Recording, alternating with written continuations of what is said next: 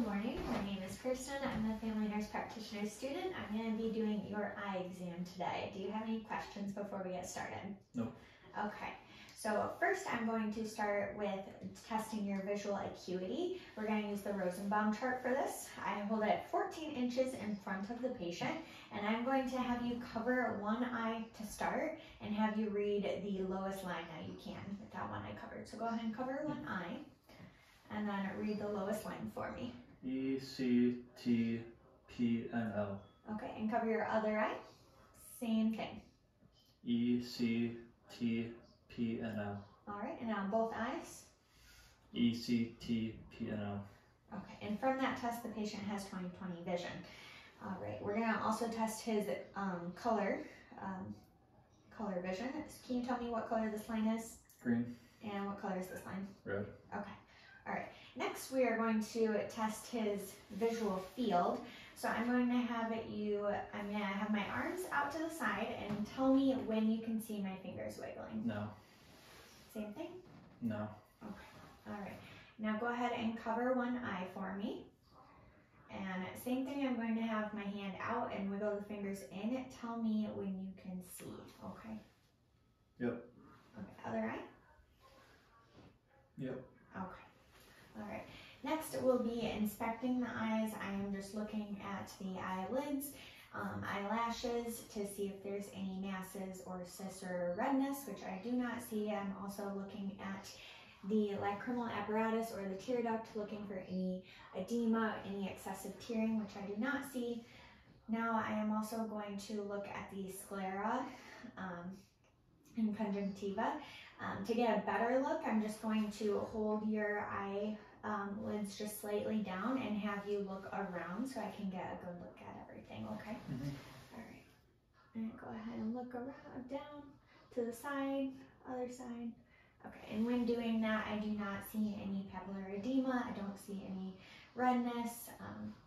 So now we will move on. I'm going to be shining a light laterally. And when I do this, you just look straight ahead. I'm going to be looking at your irises and the cornea and lens. So go ahead and look straight ahead for me.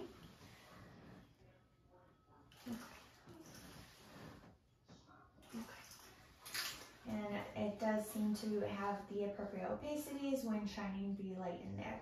So next we will check his pupils. For this, I am going to shine a light twice in each eye. Okay, and again, just look straight forward for me.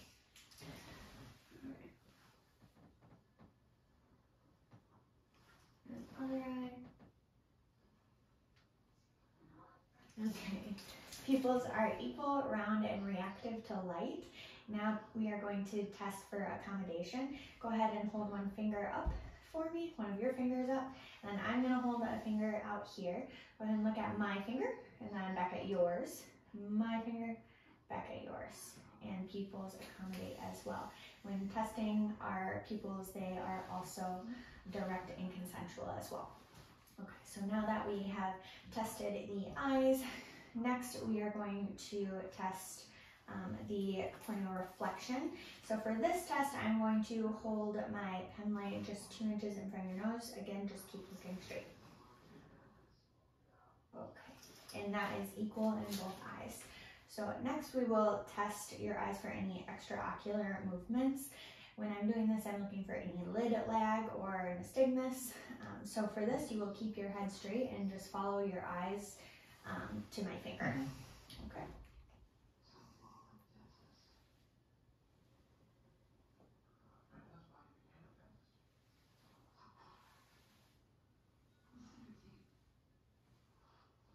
And keep following my finger forward. Okay, and that was testing for any convergence. Okay. So next we will move on to looking more closely at the eyes. For this, I'm going to use my ophthalmoscope. So again, this is going to be a bright light. I'm going to dim the room for this portion. Okay. So with this light, you will just keep looking straight ahead. I am going to use my left hand when looking at the patient's left eye. So first I'm going to start by a 15-degree angle, about 15 inches away, looking for a red reflex. So bright light coming up. Okay, which I do see. So now I'm going to move closer, just to get a closer look. And here we're looking at the retina and the fova and the macula, as well as the optic disc. So another bright light, just keep looking forward for me. Okay, and I can see that the optic disc is yellowish orangish in color. The retina, I can see the veins and arteries. The arteries are small and thin, and the veins are large and bright, as well as the fova and macula. I do not see any hemorrhages or any cysts as well. So now we will do the same thing on the other side. And for this, I'm looking at the patient's right eye, so I'm going to be using my right hand. Keep looking forward for me. Again, we're looking for that red reflex, which I see. So now we're going to go ahead and move closer. Okay, and again, I'm looking at the optic disc, the retina, the fovea macula. I do not see any hemorrhages, and it appears to be within normal limits.